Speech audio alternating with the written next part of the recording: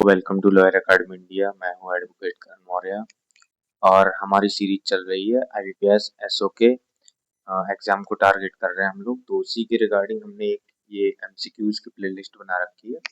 इसमें हम देख रहे हैं RBI एक्ट 1934 के MCQs, ठीक है, इंपॉर्टेंट MCQs जो कि एग्जाम में आ सकते हैं।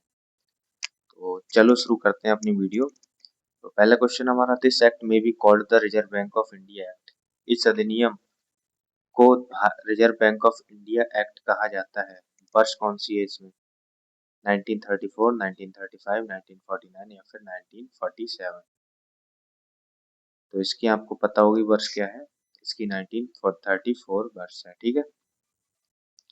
नेक्स्ट क्वेश्चन हमारा, as per section 1 clause 2 the RBI act extends to. धारा 1 क्लॉज 2 के अनुसार RBI एक्ट का विस्तार कहाँ तक है? Only to metropolitan cities, the whole of India, only to reserve bank offices या फिर only to scheduled banks। Important question है, 5 सेकंड देता हूँ, आंसर सब देखिए, इसका याद रिवीजन करिए।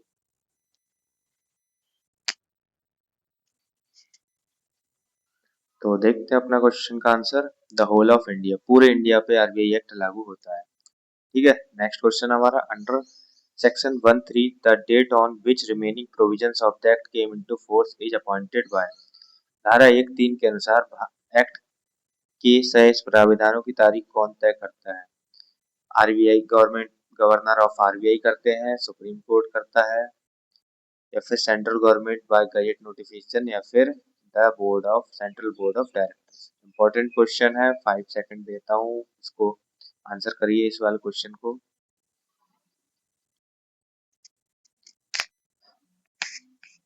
तो हम सभी को पता है इसका answer central government bye gazetted notification है। जब तक जो केंद्र सरकार है गजेट के द्वारा नोटिफिकेशन अधिसूचना जारी करती है, तब कहीं जाकर प्रावधान में लागू होते हैं, ठीक है। नेक्स्ट क्वेश्चन हमारा, under section 2AII the bank means. धारा 2AII के अनुसार बैंक का क्या अर्थ है?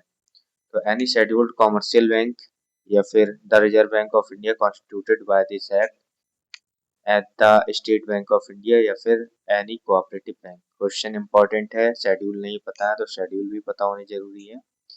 एक बार RBI एक्ट ले लीजिए डायरेक्ट, वरना PDF निकाल लीजिए, शेड्यूल देख लीजिए, इंपॉर्टेंट है, ठीक है। 5 सेकंड में आंसर दीजिए इसका।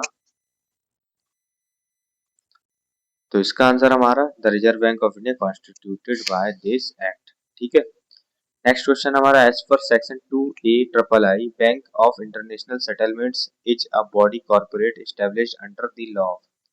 धारा 2A(III) के अनुसार बैंक फॉर इंटरनेशनल सेटलमेंट्स किस देश के कानून के तहत स्थापित है? United kingdom, United states, Switzerland या फिर फ्रांस। बताइए इसका आंसर क्या है।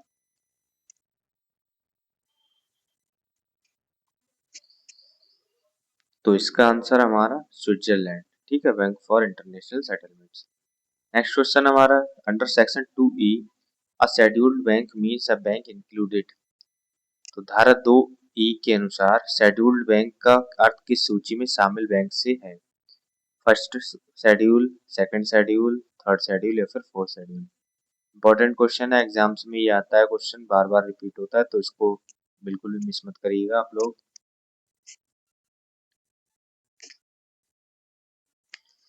तो इसका आंसर हमारा सेकंड शेड्यूल, जो सेकंड शेड्यूल में दी गई है वो वाली शेड्यूल्ड बैंक्स कहलाती है। नेक्स्ट क्वेश्चन हमारा, section 3(1) state that the reserve bank was constituted for taking over the management of currency from the central government and for. धारा 3 के अनुसार रिजर्व बैंक केंद्र सरकार से मुद्रा प्रबंधन के साथ साथ किस लिए गठित हुआ?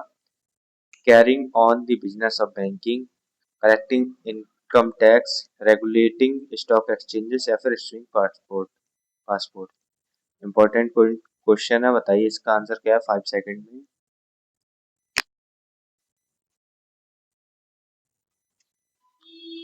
तो इसका आंसर हमारा carrying on the business of banking, banking के बिजनेस के लिए इसको लाया गया है, ठीक है। नेक्स्ट क्वेश्चन हमारा, under section 3(2) the bank shall be a body corporate having perpetual succession and अ। धारा 3(2) के अनुसार बैंक एक बॉडी कॉर्पोरेट है जिसके पास परपेचुअल सक्सेशन है, और इसमें क्या है, कॉमन सील है, ट्रेडमार्क है, कॉपीराइट है, फिर पेटेंट है? इंपॉर्टेंट क्वेश्चन है, ये भी बताइए इसका आंसर क्या है।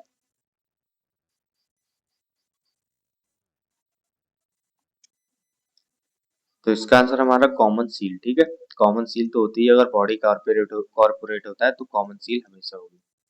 नेक्स्ट क्वेश्चन है, as per section 4 the capital of the bank shall be. धारा 4 के अनुसार बैंक की पूंजी कितनी होगी? 1 करोड़, 5 करोड़, 10 करोड़ या फिर 50 करोड़? बताइए इसका आंसर। सारे के सारे क्वेश्चंस ऐसे लेकर आए हूँ जो कि एग्जाम में पूछे जाते हैं, तो कोई सा भी क्वेश्चन मिस मत करना, या तो ये पीवाई की यूज है या फिर एग्जाम में पूछे जा सकते हैं। ऐसे क्वेश्चन उठाकर लाया हूँ। ठीक है, इसका आंसर बताओ।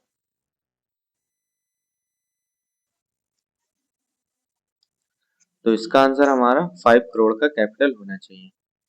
ठीक है, नेक्स्ट क्वेश्चन हमारा section 6 empowers the bank to establish. धारा 6 बैंक को स्थापित करने का अधिकार देती है। तो क्या स्थापित करने का अधिकार देती है? Offices, branches and agencies, political parties, university या फिर कोर्ट्स? बताइए इसका answer.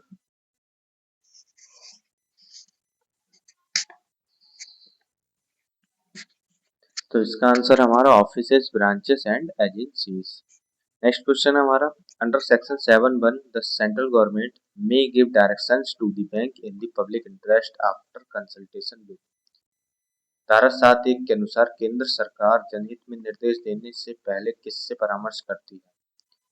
The deputy governor, the governor of the bank, the finance minister only या फिर द लोकल बोर्ड्स? बताइए इसका आंसर क्या है। और ये टेक्निकल क्वेश्चंस हैं तो इनको रिवाइज करिएगा, एक बार नहीं, दो दो तीन तीन बार आप वीडियो देखिएगा तो आपके पूरा आरबीआई एक्ट क्लियर हो जाएगा। ठीक है, इसका आंसर बताइए। तो इसका आंसर हमारा governor of the bank, RBI के गवर्नर से वो लेंगे कंसल्टेशन। ठीक है, नेक्स्ट क्वेश्चन हमारा, under section 7(2) the general superintendence and direction of the bank's affairs is interested to. धारा 7(2) के अनुसार बैंक के कामकाज का सामान्य पर्यवेक्षण किसे सौंपा गया है? The central board of director, the parliament, the supreme court या फिर द फाइनेंस मिनिस्ट्री? बताइए इसका आंसर क्या है 5 सेकंड में।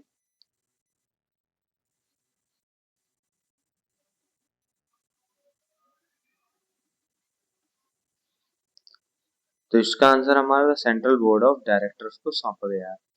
ठीक है, next question, under section 7(3) in the governor's absence the powers of general superintendence are exercised bye.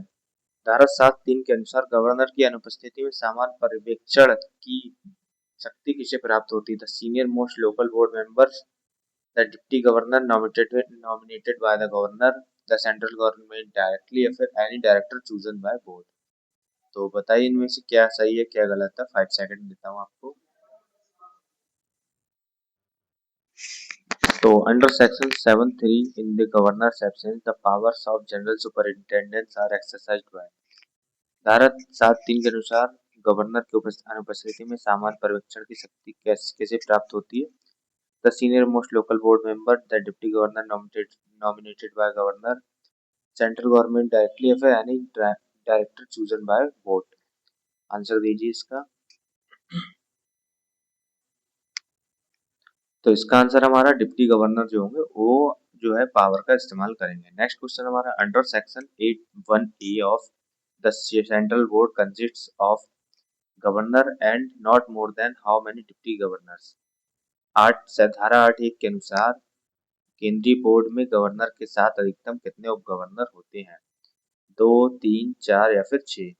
Important question है, डबल स्टार 3 स्टार लगाइए क्योंकि एग्जाम में कई बार रिपीट हो चुका है। ठीक है, 5 सेकंड में आंसर दीजिए।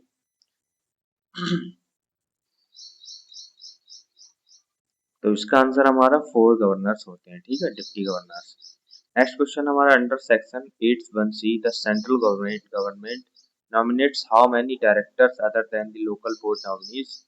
धारा 8(1)(c) के अनुसार केंद्र सरकार स्थानीय बोर्ड नामांकितों के अलावा कितने निदेशक नामांकित करती है?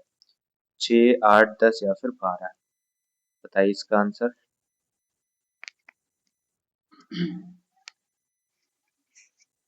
तो देखते हैं इसका आंसर क्या है। इसका आंसर है 10, 10 लोग सेंट्रल गवर्नमेंट नॉमिनेट करती है। नेक्स्ट क्वेश्चन हमारा, under section 8(4) A director nominated under clause C holds office for 4 years and can be reappointed for a maximum of।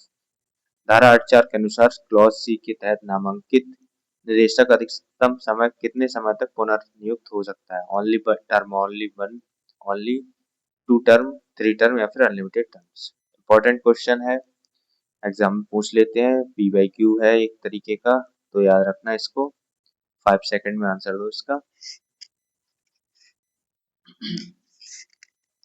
तो इसका आंसर हमारा 2 टर्म्स ओनली, ठीक है। 8 ईयर्स तक वो लोग काम कर सकते हैं, उसके बाद नहीं।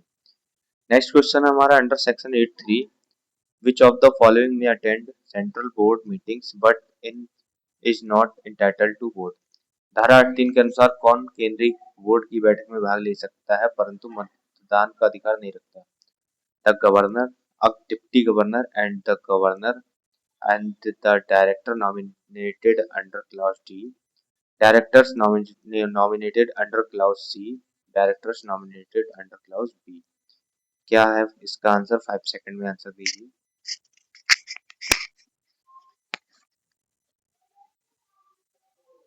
तो इसका आंसर हमारा deputy governor and the director nominated under clause D, ठीक है। नेक्स्ट क्वेश्चन हमारा section 9, how many local boards are constituted under RBI act. धारा 9 के अनुसार आरबीआई एक्ट के तहत कितने स्थानीय बोर्ड गठित होते हैं? 2, 3, 4 या फिर 5। कई बार क्वेश्चन पूछ चुके हैं, ये पीवाईक्यू का क्वेश्चन है और इम्पोर्टेंट क्वेश्चन आ जाता है एग्जाम में, ठीक है। इस पे ध्यान दीजिएगा, याद रखिएगा इसको।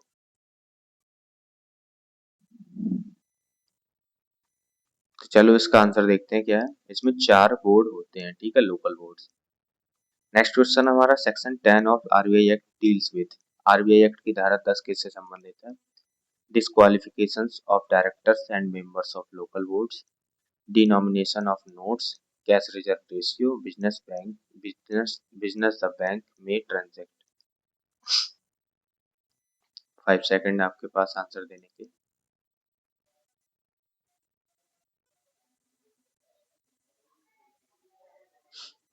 तो चलो देखते हैं इसका आंसर क्या है।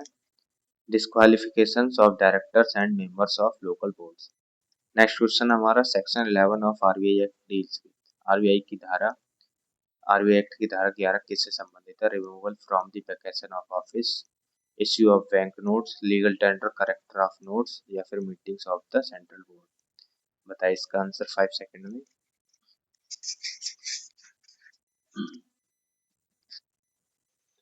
तो देखते हैं इसका आंसर क्या है।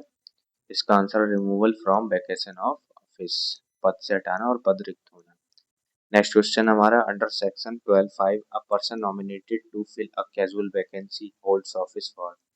धारा 12(5) के अनुसार आकस्मिक रिक्ति भरने हेतु नामांकित व्यक्ति कितने समय तक पद पर रह सकता है, पद पर रहता है? A fresh full term, the unexpired portion of his predecessor's term, only 1 year या फिर till the next general election. तो इसका आंसर आप लोग मेरे को कमेंट में देंगे, ठीक है। ये इसका आंसर मैं नहीं बताऊंगा, कमेंट में आप लोग देंगे मेरे को। तो question number 22 under section 13 meetings of the central board are convened by the governor at least how many times a year. धारा 13 के अनुसार गवर्नर द्वारा केंद्रीय बोर्ड की बैठक वर्ष में कम से कम कितनी बार बुलाई जाती है? 4 टाइम्स, 6 टाइम्स, 8 टाइम्स या फिर 12 टाइम्स।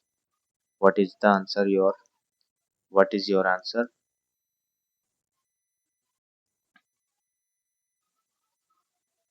तो हमारा ये आंसर है 6 टाइम, 6 टाइम साल में बुलाई जानी चाहिए। नेक्स्ट क्वेश्चन हमारा under section 17 the bank may accept deposits without interest from the central government, state governments या फिर लोकल अथॉरिटीज एंड। धारा 17 के अनुसार बैंक केंद्र सरकार, राज्य सरकारों और स्थानीय प्राधिकरणों के साथ किनसे बिना ब्याज जमा स्वीकार कर सकता है? Foreign embassies, banks and any other persons, political parties only या फिर foreign governments only. Important question है, पीवाईक्यू में आता है और डायरेक्ट क्वेश्चन आएगा यहाँ से, तो इसको याद रखना और इसका आंसर मेरे को दो आप लोग 5 सेकंड में।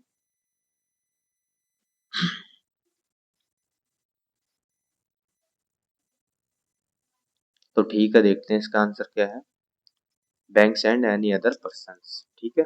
बैंक और कोई जो जनरल पब्लिक है वो भी खाता खुलवा सकती है। ऐसा नहीं कि जनरल कोई पब्लिक है, नॉर्मल कॉमन पर्सन वो खाता आरबीआई में नहीं खुलवा सकता है, बिल्कुल खुलवा सकता है, बट उस पर कोई इंटरेस्ट, नो इंटरेस्ट होता है, ठीक है। कोई इंटरेस्ट नहीं मिलता है जब आप बैंक में जमा रुपए करते हो, आरबीआई में अगर खाता खुलाते हो तो, ठीक है। नेक्स्ट क्वेश्चन हमारा section 18 power of direct discount allows the bank to make emergency loans और एडवांसेस रिपेएबल ऑन डिमांड और within a period not exceeding. धारा 18 पावर ऑफ डिस्काउंट के अनुसार आपातकालीन ऋण अधिकतम कितनी अवधि के लिए दिए जा सकते हैं? 30 डेज, 60 डेज, 90 डेज या फिर 180 डेज। बताइए इसका आंसर 5 सेकंड में।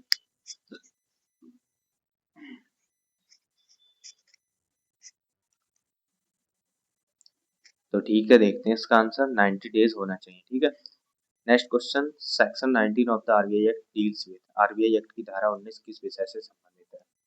Business which the bank may not transact, legal tender of notes, publication of bank rate या फिर मॉनेटरी पॉलिसी। इसका आंसर भी आप कमेंट में मेरे को बताएंगे, ठीक है, कमेंट में बताएंगे इसका आंसर। और एक अनाउंसमेंट है जो मैं बताने वाला हूँ आप लोगों को। हाँ तो गाइज, अगर आप लोग आईपीएस एसओ की तैयारी कर रहे हो या फिर किसी और एग्जाम की, तो कंप्लीट लॉ प्रिपरेशन का बंडल बना रखा है हमने, जिसमें सब्जेक्ट वाइज नोट्स होंगे हिंदी इंग्लिश में, सब्जेक्ट वाइज एमसीक्यूज होंगे हिंदी इंग्लिश, और 20 मॉक टेस्ट होंगे आईबीपीएस एसओ के लिए, 20 होंगे जुडिशरी के लिए, ठीक है। तो ये नोट्स आपको कैसे मिलेंगे? आपको जस्ट 399 का पेमेंट करना है इस नंबर पर 8650072891 पर, या फिर ये कोड स्कैन करना है इस पर और आपको स्क्रीनशॉट भेज देना है इसी नंबर पर, और उसके बाद आपको 1 से 2 घंटे में पूरी की पूरी जो है लिस्ट, पूरा का पूरा बंडल मिल जाएगा, ठीक है। और वीडियो कैसी लगी, अच्छी लगी या बुरी लगी बताना, और कमेंट में आंसर देना सारे क्वेश्चंस के। बाकी मिलते हैं नेक्स्ट वीडियो में, तब तक के लिए जय हिंद।